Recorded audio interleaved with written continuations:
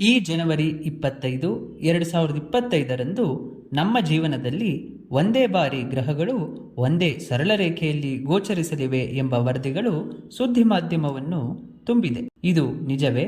ಇದು ಬಹಳ ಅಪರೂಪದ ಘಟನೆಯೇ? ಇವು ಈ ದಿನ ಮಾತ್ರ ಸರಳ ರೇಖೆಯಲ್ಲಿ ಕಾಣುತ್ತವೆಯೇ?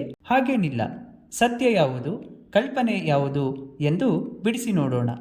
ಎಲ್ಲರೂ ಹೇಳುವ ಹಾಗೆ ಇದು ಗ್ರಹಗಳ ಮೆರವಣಿಗೆ ಅಲ್ಲ. ಬರಿಗಣ್ಣಿಗೆ ಕಾಣುವ ಗ್ರಹಗಳಲ್ಲಿ ಅತಿ ಹೆಚ್ಚಿನವುಗಳನ್ನು ಒಂದೇ ಸಮಯದಲ್ಲಿ ಆಕಾಶದಲ್ಲಿ ನೋಡಬಹುದಾಗಿದೆ. ಇದು ಬಹಳ ಅಪರೂಪವೇನೂ ಅಲ್ಲ ಅಥವಾ ವಿಶೇಷ ಸಾಲುಗಟ್ಟುವಿಕೆಯೂ ಅಲ್ಲ. ಆದರೆ ಇದು ನಿಜಕ್ಕೂ ನೋಡಲು ಒಂದು ಸುಂದರ ದೃಶ್ಯವಾಗಿರಲಿದೆ. ರಾತ್ರಿಯ ಆಕಾಶದ ವಿಸ್ಮಯಗಳನ್ನು ನಾವು ನೋಡಲು ಮತ್ತು ಗಮನಿಸಲು ಇದು ಒಂದು ಸೂಕ್ತ ಸಂದರ್ಭವಾಗಿದೆ. ನಮ್ಮ ಸೌರವ್ಯೂಹದ 8 ಗ್ರಹಗಳು ಸರಿಸುಮಾರು ಒಂದೇ ಸಮತಲದಲ್ಲಿ ಸೂರ್ಯನ ಸುತ್ತ ಸುತ್ತುತ್ತವೆ. ಆದ್ದರಿಂದ ಭೂಮಿಯಿಂದ ನೋಡಿದಾಗ ಅವುಗಳು ನಮ್ಮ ಸುತ್ತಲೂ ದೈತ್ಯ ಬಳೆಯೊಂದರ ಕಿರಿದಾದ ಪಟ್ಟಿಯಲ್ಲಿ ನಮ್ಮ ಸುತ್ತಲೂ ಚಲಿಸುವಂತೆ ತೋರುತ್ತದೆ.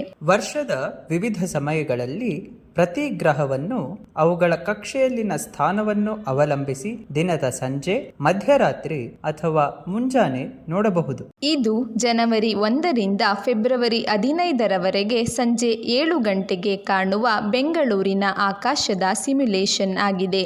ಇಲ್ಲಿ ಶುಕ್ರ, ಶನಿ, ಗುರು ಮತ್ತು ಮಂಗಳ ಗ್ರಹಗಳನ್ನು ಈ ಎಲ್ಲ ದಿನಗಳ ಸಂಜೆ ಆಕಾಶದಲ್ಲಿ ಹೇಗೆ ನೋಡಬಹುದು ಎಂಬುದನ್ನು ಗಮನಿಸಿ. ಮತ್ತು ಇದು ಕೇವಲ ಜನವರಿ 25ರಂದು ಮಾತ್ರ ಕಾಣುವ ವಿಶೇಷವಲ್ಲ. ಜನವರಿ 25ರಂದು ಸಹ 4 ಗ್ರಹಗಳು ಇತರ ಎಲ್ಲಾ ದಿನಗಳಂತೆ ಒಂದರ ನಂತರ ಒಂದರಂತೆ ಅಸ್ತಮವಾಗುವುದನ್ನು ನೀವು ನೋಡಬಹುದು. ಪೂರ್ವದಲ್ಲಿ ಸೂರ್ಯೋದಯದ ಮೊದಲು ಬುಧವನ್ನು ಕಾಣಬಹುದು ಮತ್ತು ಮಾರ್ಚ್ನಲ್ಲಿ ಮಾತ್ರ ಬುಧ ಪಶ್ಚಿಮದಲ್ಲಿ ಕಾಣಿಸಿಕೊಳ್ಳುತ್ತದೆ. ಮಾಧ್ಯಮದಲ್ಲಿನ ಪ್ರಚಾರವು ಖಂಡಿತವಾಗಿಯೂ ಉತ್ಪ್ರೇಕ್ಷಿತವಾಗಿದ್ದರೂ ಮುಂದಿನ ಕೆಲವು ವಾರಗಳಲ್ಲಿ ಸಂಜೆಯ ಆಕಾಶದಲ್ಲಿ ಬೆಳ್ಳಿ ಶುಕ್ರ, ಕೆಂಪು ಮಂಗಳ, ಬಿಳಿ ಗುರು ಮತ್ತು ಹಳದಿ ಶನಿ ಒಟ್ಟಿಗೆ ಪ್ರಕಾಶಮಾನವಾಗಿ ಹೊಳೆಯುತ್ತಿರುವುದನ್ನು ನೋಡಲು ನಾವು ನಿಮ್ಮನ್ನು ವಿನಂತಿಸುತ್ತೇವೆ. ನಿಮ್ಮ ಹತ್ತಿರದ ಖಗೋಳ ವಿಜ್ಞಾನ ಸಂಘ ಅಥವಾ ತಾರಾಲಯವು ದೂರದರ್ಶಕದ ಮೂಲಕ ಆಕಾಶ ವೀಕ್ಷಣೆ ಕಾರ್ಯಕ್ರಮವನ್ನು ಆಯೋಜಿಸುತ್ತದೆಯೇ ಎಂದು ಪರಿಶೀಲಿಸಿ.